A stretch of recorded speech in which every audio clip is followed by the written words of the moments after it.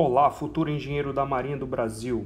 Hoje vamos resolver juntos a questão de número 1 da prova de 2009 de Engenharia Elétrica, que é do assunto de circuitos elétricos. Não se esqueça também de baixar nosso plano de estudos personalizados para o CP100 e curtir esse vídeo para nos motivar a gravar mais aulas e continuar ajudando a você a conquistar a sua aprovação. Bora lá então?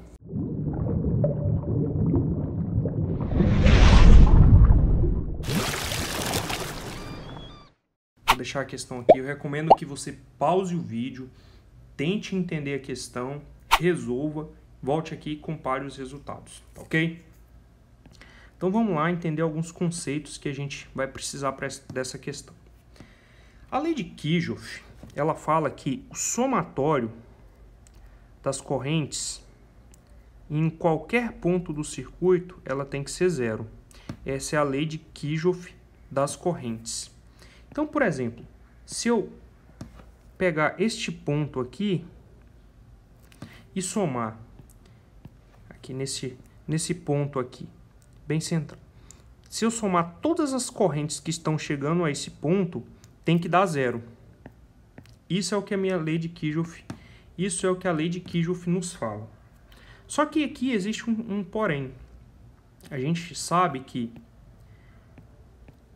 as correntes estão nesse sentido, seria a corrente de IA, aqui teria a corrente IB. E a corrente IN? Aqui está a corrente IN. Eu coloco ela neste sentido ou nesse sentido? E repare que isso fará toda a diferença no resultado. A forma correta e mais comum de ser encontrado na literatura é todas elas estarem no mesmo sentido. Porque eu não sei em que sentido a corrente, a priori, a corrente IN, ela está seguindo. Eu não sei ali, às vezes a corrente IA em algum momento é menor, então ela pode estar seguindo nos dois sentidos.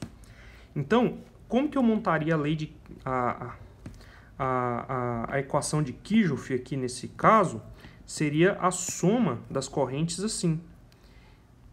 IA mais IB mais a corrente do neutro é igual a positivo. Ou seja, convencionando que todas elas estão no mesmo sentido. Aqui eu fiz o somatório, nem é necessário. Certo? Então, basicamente, a gente tem que ter isso em mente para a gente chegar no resultado correto da questão. Então, vamos lá responder primeiramente aqui, então, nossa letra A. Eu tenho aqui minha carga, deixa eu redesenhar aqui o circuito. Tem uma corrente nesse sentido, que é a minha IA, e aqui é a minha IB. Ele me deu as tensões VAN.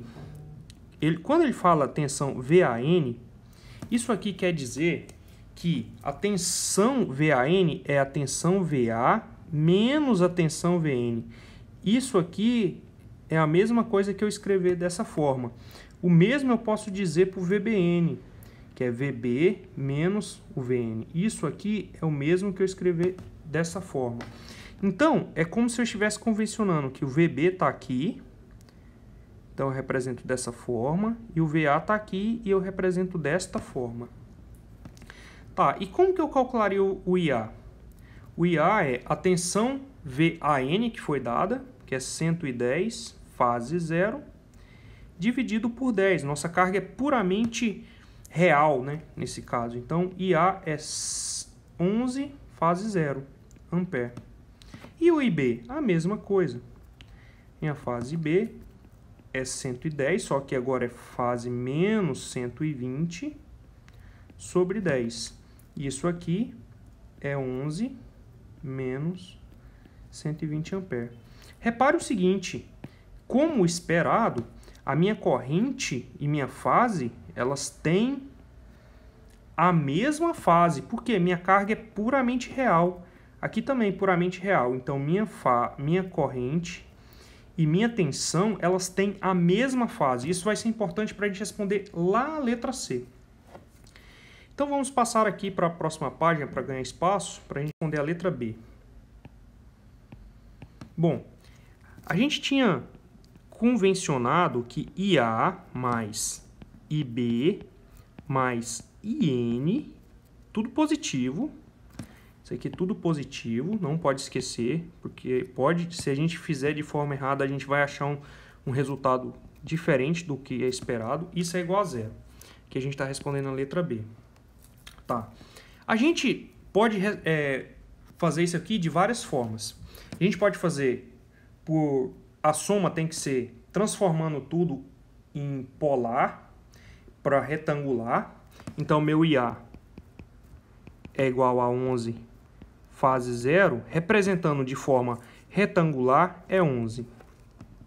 O meu IB é 11 fase menos 120, representando isso aqui de forma polar é 11, cosseno de menos 120, menos meio, menos seno de 120, menos, aqui o J, né, para representar, raiz de 3 sobre 2. Eu posso, então, achar que IA mais IB é igual a 11 mais, vou pôr aqui,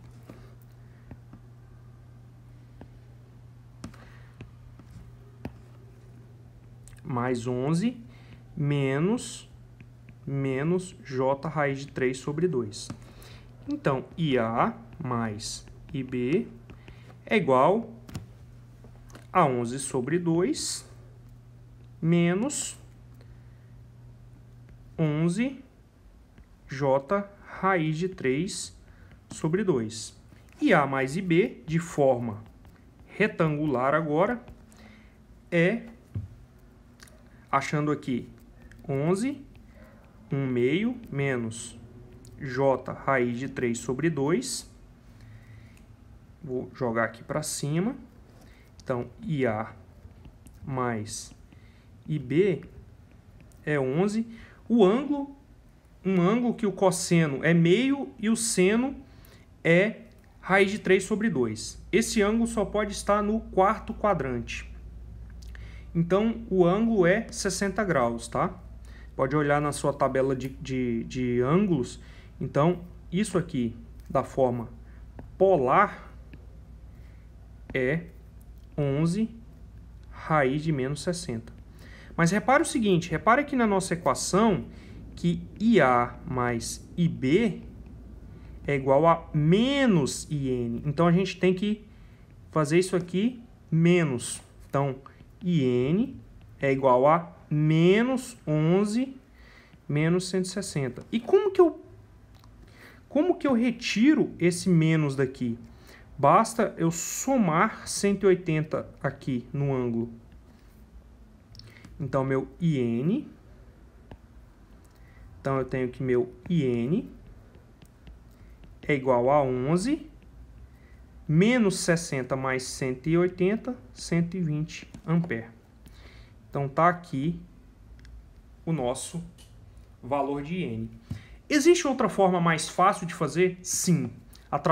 Geometricamente falando, através do círculo trigonométrico e soma de vetores, trigonometricamente falando. E eu até prefiro fazer porque evita erros e é muito mais fácil. Só porque você tem que ter um cuidado de rebater o vetor. O que quer dizer isso? Vamos lá. Primeiramente, a gente tinha o IA. O IA era 11 fase 0. Então, eu vou representar o meu IA aqui. Depois eu tenho o meu IB, que é 11 menos 120. Então, eu tenho que andar aqui, ó, no sentido horário. Então, ele vai estar mais ou menos aqui, de forma que o ângulo entre eles dá menos 120. Lembrando que o módulo é 11. O resultado da soma desses dois vetores é mais ou menos isso aqui. E o módulo deles é igual, porque o ângulo entre eles é 120. E o ângulo aqui entre eles também é igual. A gente formou dois triângulos equiláteros aqui, praticamente. E o que acontece? Esse ângulo aqui, repare o seguinte, esse resultado que a gente achou aqui é justamente a soma de IA mais IB. na forma polar, isso aqui é 11 menos 60, que é o que a gente tinha achado aqui em cima.